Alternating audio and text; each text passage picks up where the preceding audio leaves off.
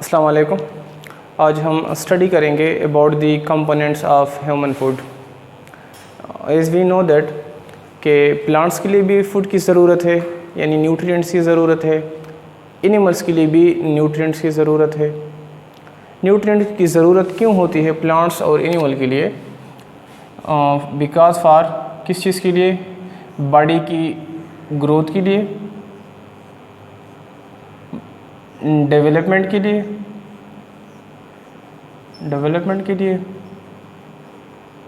इसके साथ साथ यानी रिप्रोडक्शन के लिए। रिप्रोडक्शन किस चीज़ को बोलते हैं? नस्ल को बढ़ाने को बोलते हैं। लाइफ प्रोसेस को चलाने के लिए यानी सर्वाइवल के लिए, ज़िंदा रहने के लिए किस चीज़ की ज़रूरत है? सर्वाइवल। न्यूट्रिएंट की ज़रूरत है, खुराक की ज़रूरत है। अब प्लांट्स और एनिमल्स, चूँकि प्लांट्स हमारे पास ऑटोट्रॉफ्स हैं, प्लांट्स अपना खुराक खुद तैयार करते हैं, जबकि एनिमल क्या है? हेटरोट्रॉफ है। वो अपना खुराक खुद तैयार नहीं कर सकते, बल्कि दूसरे ऑर्गेनिज्म से क्या कर लेते हैं? अपना खुराक हासिल कर लेते हैं। लिहाजा मोड ऑफ न्यूट्रिशन एनिमल्स के अंदर प्लांट से क्या है? जो मोड ऑफ न्यूट्रिशन है, खुराक का तरीक़ाकार है या जो न्यूट्रिएंट्स है वो क्या है? डिफरेंट है। एनिमल किस चीज़ पे फिट करता है? जिस तरह हम जितनी भी हमारे पास मैक्रो मॉलिक्यूल्स हैं उसको यूज़ करता है न्यूट्रिएंट के तौर पे। Macro molecules as we are already study in chapter number 1 about the micromolecules and macromolecules. Macromolecules are those molecules which have a high molecular weight. For example, कौन कौन से यूज़ करते हैं हम खुराक के तौर पे? हमारे पास है कार्बोहाइड्रेट्स हैं, लिपिड्स है, प्रोटीन्स है, मिनरल्स है, विटामिन्स है, और हमारे पास न्यूट्रिएंट ले नहीं है लेकिन उसको हम यूज़ कर लेते हैं हमारे बॉडी का most important part which is the water. अब हम ये इसको वन बाय वन डिस्कस करेंगे कि हमारे पास इनकी फ़ंक्शन क्या है, इनके स्ट्रक्चर किस तरह होते हैं, इनके सोर्सेस क्या है, यानी किन चीज़ों से हम ये गेन कर लेते हैं, किन चीज़ों से हम इसको हासिल कर लेते हैं। अगर इनकी हमारे बॉडी में डिफिशियंसी आ जाए, कमी आ जाए, तो इसका हमारे बॉडी के लिए क्या नुकसान होता है। तो let's come to word that we here discuss one by one. सबसे पहले मैं आता हूँ कार्बोहाइड्रेट्स की तरफ। What are carbohydrates?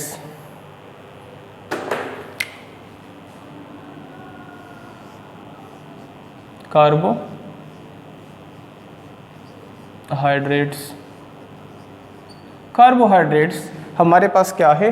They are macromolecules.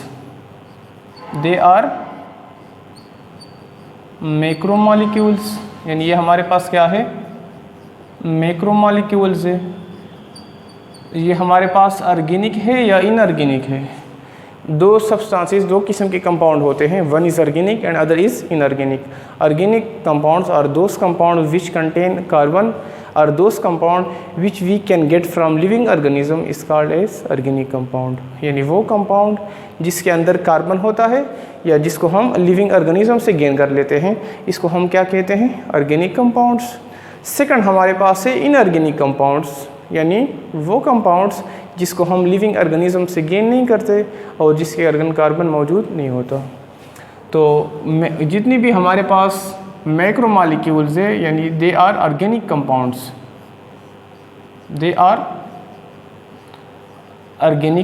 हैं।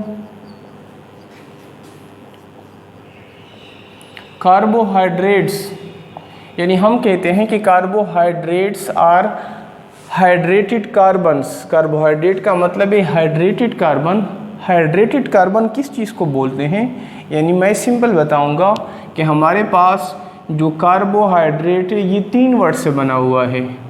कार्बो कहते हैं, कार्बन से निकला हुआ है। Carbon, O for oxygen, hydrates for hydrogen. यानी हमारे पास जो कार्बोहाइड्रेट होगा ये ऐसे ऑर्गेनिक मैक्रोमॉलिक्यूल्स हैं जिसके अंदर कार्बन होगा, ऑक्सीजन होगा एंड हाइड्रोजन होगा। लिहाजा हम कार्बोहाइड्रेट की डिफिनीशन किस तरह कर लेते हैं कि these are hydrated carbons which contain carbon,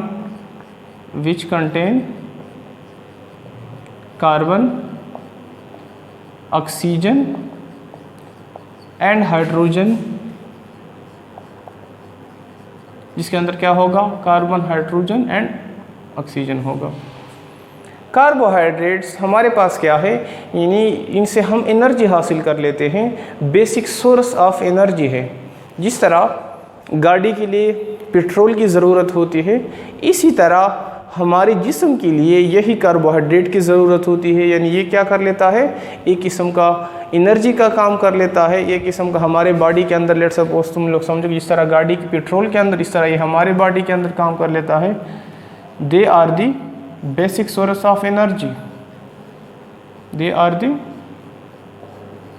basic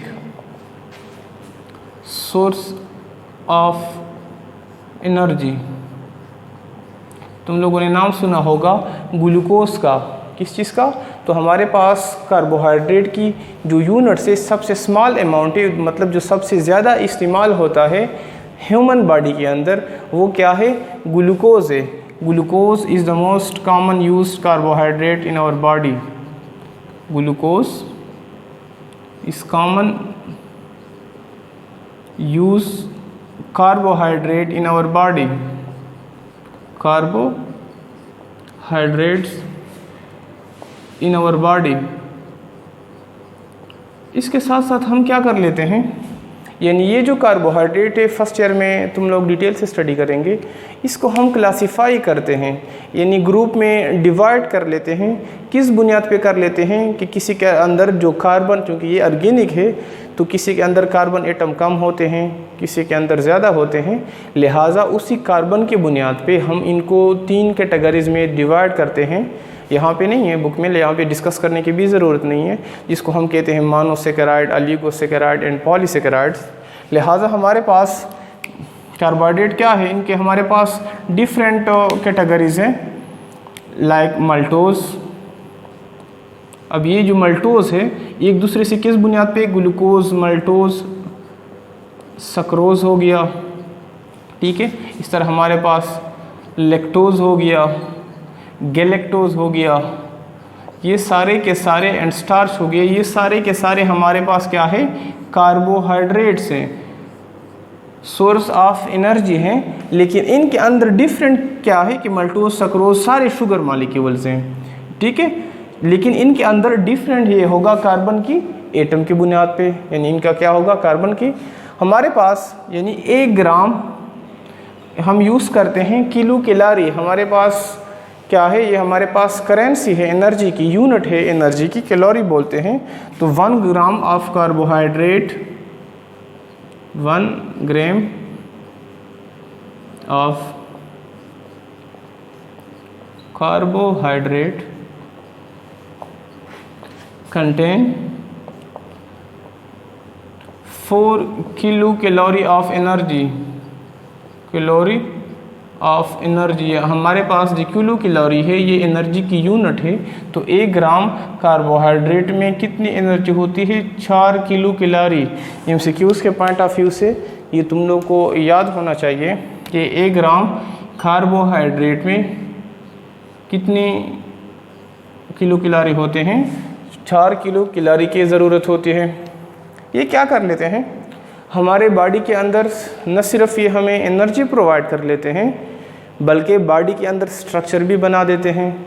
जिस तरह सेल मेम्ब्रेन का जो प्लाज्मा मेम्ब्रेन है वहाँ पे कार्बोहाइड्रेट्स होते हैं, हमारे ब्लड्स के अंदर भी कार्बोहाइड्रेट्स होते हैं, हमारे मसल सेल्स के अंदर भी होते हैं, हमारे न्यूरॉन सेल्स के अंदर भी होते हैं, हमारे स्पर्म सेल के अंदर भी होते हैं।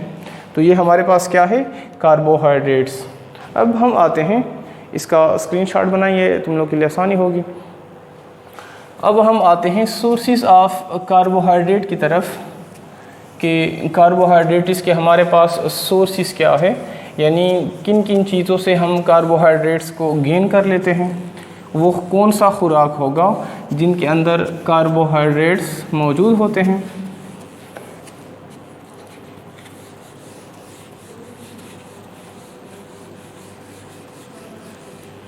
तो sources of carbohydrates,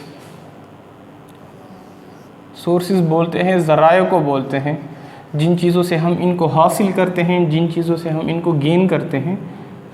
sources of carbohydrates कौन कौन से सोर्सेस हैं? जितने भी हमारे पास क्या है, ग्रीन वेजिटेबल्स हैं, जितनी भी हमारे पास सब्जियां हैं, वेजिटेबल्स, इसके अलावा जितने भी हमारे पास मेजॉरिटी ऑफ फ्रूट्स के अंदर क्या है, कार्बोहाइड्रेट है। जितनी भी मीठी चीज़ें हैं, जितनी भी मीठी चीज़ें हैं, इन सब के अंदर क्या होता है, कार्बोहाइड्रेट होता है। All sweets food, all sweet food. इसके साथ साथ राइस के अंदर, पोटैटो के अंदर होते हैं, हमारे पास मिल्क के अंदर भी होते हैं, लेकिन मिल्क के अंदर इनकी जो मिक़दार होती है, कंपोजिशन होती है, वो कम मिक़दार में होते हैं। इसके साथ साथ जो हमारे पास बटर है उसमें भी होते हैं, लेकिन कम मिक़दार में होते हैं। जो हमारे पास एग्ज़ हैं उसमें भी होते हैं, लेकिन कम। चीफ सोर्स ऑफ कार्बोहाइड्रेट हमारे पास क्या है, ये green vegetable, fruits and all sweet food. तो ये हमारे पास क्या है, सोर्सेज ऑफ कार्बोहाइड्रेट्स हैं। इसके बाद मैं आता हूँ, हमारे पास सेकंड मैक्रोमॉलिक्यूल्स है, कंपोनेंट ऑफ ह्यूमन फूड है, जिसको हम कहते हैं proteins. What are proteins? Protein नहीं, बल्कि हम आते हैं लिपिड की तरफ आते हैं। प्रोटीन को हम लेटर ऑन नेक्स्ट लेक्चर में डिस्कस करेंगे। Lipids,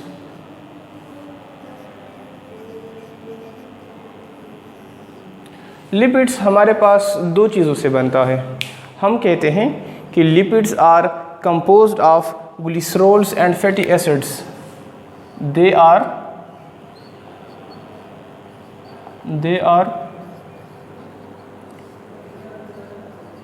composed of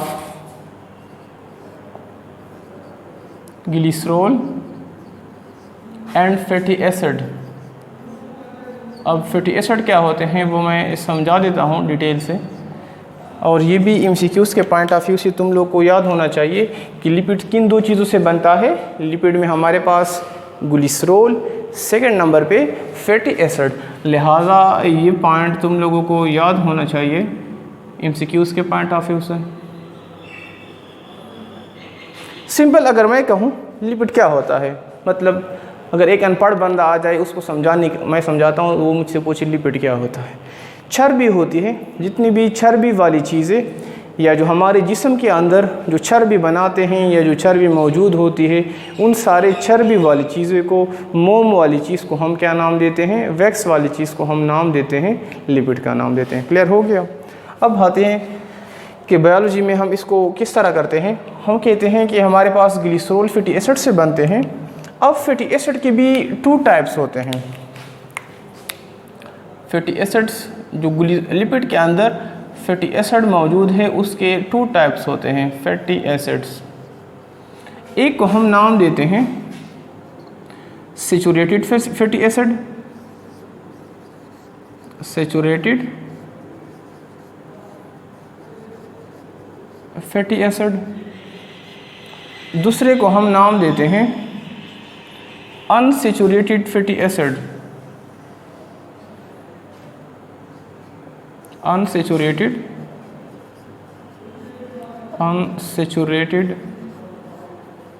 fatty acids. अब सैचुरेटेड और अनसैचुरेटेड फैटी एसिड में क्या डिफरेंस होता है? जो हमारे पास सैचुरेटेड फैटी एसिड होते हैं, इनके अंदर कोई भी डबल बॉन्ड मौजूद नहीं होता, जबकि अनसैचुरेटेड में हमारे पास एक या एक से ज़्यादा, यानी इनके अंदर क्या मौजूद होते हैं, डबल बॉन्ड मौजूद होते हैं। इसके अंदर कोई भी डबल बॉन्ड मौजूद नहीं होता और उसके अंदर एक या एक से ज़्यादा तकरीबन 6 तक डबल बॉन्ड हो सकते हैं। और इसी डबल बॉन्ड की मौजूदगी की वजह से इनके कैरेक्टरिस्टिक्स में, इनके प्रॉपर्टीज़ में और इनके फंक्शन में क्या आ जाता है, डिफरेंस आ जाता है। तो हम इसको के saturated fatty acid are those fatty acids, those fatty acids which contain no double bond, which contain no double bond, इसके अंदर कोई भी डबल बॉन्ड मौजूद नहीं होता। Unsaturated fatty acid, those fatty acids, those fatty acids which contain one or more double bonds, one or more double bonds, तकरीबन होते हैं up to 6 double bond, up to 6 double bonds, यानी कम से कम इनमें एक ज़्यादा से ज़्यादा 6 डबल बॉन्ड होते हैं। जो सैचुरेटेड फैटी एसिड्स होते हैं, इनके मेल्ट होने को, मेल्ट होना मैं कहूँ इनको पिघलाने के लिए, सिंपल सा कि इनके मेल्ट होने के लिए हमारे पास हाई टेम्परेचर रिक्वायर्ड होगा, जबकि इनके मेल्ट होने के लिए हमारे पास कम टेम्परेचर रिक्वायर्ड होगा। ये जो हाई टेम्परेचर रिक्वायर्ड है या जो कम टेम्परेचर रिक्वायर्ड है, क्यों? क्योंकि यहाँ पे डबल बॉन्ड नहीं है, वहाँ पे क्या है, डबल बॉन्ड्स है। क्या कहते हैं, सेकंड इनके अंदर जो डिफरेंस है। तो ये शॉर्ट क्वेश्चन में भी आ सकता है कि व्हाट आर फैटी एसिड्स, या write difference between saturated and unsaturated saturated acids, या आ सकते हैं कि what are unsaturated fatty acids. आगे मैं बता देता हूँ, इसके अंदर और भी शॉर्ट क्वेश्चन बनते हैं, लेकिन मेन क्या होगा, इनके डिफरेंस में या डिफाइंस में। They require high temperature for melting, high temperature for melting, और इनके लिए कम टेम्परेचर रिक्वायर्ड होता है मेल्टिंग के लिए। They require low temperature for melting, इनको मेल्टिंग के लिए कम टेम्परेचर की ज़रूरत होती है। अगर मैं बताऊं कि हमारे पास रूम टेम्परेचर पे वर्ड यूज़ होता है, रूम टेम्परेचर, रूम टेम्परेचर, तो हमारे पास टेम्परेचर यानी 20 डिग्री सेंटीग्रेड से 25 डिग्री सेंटीग्रेड के अंदर जो टेम्परेचर होता है, इसको हम नाम देते हैं room temperature. Room temperature 20 degree centigrade से लेकर 25 डिग्री सेंटीग्रेड के अंदर जितना भी टेम्परेचर होता है, इसको हम कहते हैं रूम टेम्परेचर। तो जो हमारे पास सैचुरेटेड फैटी एसिड्स है, ये रूम टेम्परेचर पे हमारे पास सॉलिड होते हैं। क्या होते हैं, हम तुम लोग पढ़ चुके हैं केमिस्ट्री में, स्टेट ऑफ मैटर के हमारे पास क्या होते हैं, सॉलिड होते हैं, लिक्विड होते हैं, गैस होते हैं। तो जो हमारे पास सैचुरेटेड फैटी एसिड्स है, ये क्या है, they are solid at room temperature, they are solid at room temperature. Room temperature कितना होता है हमारे पास, यानी 20 degree centigrade to 25 degree centigrade. Solid क्यों है, चूँकि डबल बॉन्ड मौजूद नहीं है। इसका मैं कहूँगा कि they are liquid at room temperature, they are liquid at room temperature. ये क्या होते हैं, लिक्विड होते हैं रूम टेम्परेचर पे। अगर मैं एग्जांपल की तरफ आऊँ तो हमारे पास जो बटर है, बटर किस चीज़ को बोलते हैं, मक्खन को बोलते हैं। बटर क्या होता है हमारे पास, रूम टेम्परेचर में वो सॉलिड होता है। क्यों? चूँकि बटर के अंदर, बिकॉज बटर के अंदर 70% सैचुरेटेड फैटी एसिड मौजूद होते हैं, सैचुरेटेड फैटी एसिड्स, और उसी बटर के अंदर 30% अनसैचुरेटेड फैटी एसिड मौजूद होते हैं, अनसैचुरेटेड फैटी एसिड। लिहाजा इस वजह से जो मक्खन है ये हमारे पास रूम के अंदर क्या होता है, सॉलिड स्टेट में मौजूद होता है। ऑन द अदर हैंड, जिस तरह हमारे पास ऑयल है, हमको जो कुकिंग ऑयल है जिसको हम कहते हैं कि सनफ्लावर ऑयल, ये हमारे पास क्या है, बेस्ट एग्जांपल है अनसैचुरेटेड फैटी एसिड का। हम कहते हैं कि ये हमारे पास लिक्विड फॉर्म में क्यों है, सॉलिड फॉर्म में क्यों नहीं है, क्योंकि इनमें अनसैचुरेटेड डबल बॉन्ड की तादाद क्या होती है, इनमें डबल बॉन्ड मौजूद होते हैं, और इसी डबल बॉन्ड की मौजूदगी की वजह से ये हमारे पास क्या होते हैं, लिक्विड होते हैं रूम टेम्परेचर पे। सनफ्लावर ऑयल या जिसको कुकिंग ऑयल बोलते हैं, जो कि ये क्या है हमारे पास, दे आर लिक्विड है, लिक्विड है। क्यों लिक्विड है? Because it contain 70% of unsaturated fatty acids, unsaturated fatty acids. यहाँ तक क्लियर हो गया सबको? अब मैं आता हूँ इनके कि हमारे बॉडी के अंदर ये क्या कर लेते हैं, हमारे बॉडी के अंदर स्ट्रक्चर्स को बना देते हैं। कौन कौन से स्ट्रक्चर्स को बना देते हैं? जिस तरह हार्मोन्स हो गए, बॉडी के अंदर मेम्ब्रेन्स हो गए, कुछ एंजाइम्स में भी मौजूद होते हैं, ये क्या कर लेते हैं, वहाँ पे ये लिपिड्स मौजूद होते हैं। नेक्स्ट लेक्चर में इंशाल्लाह हम आगे कंटिन्यूस करेंगे। That's all about the lecture. Okay.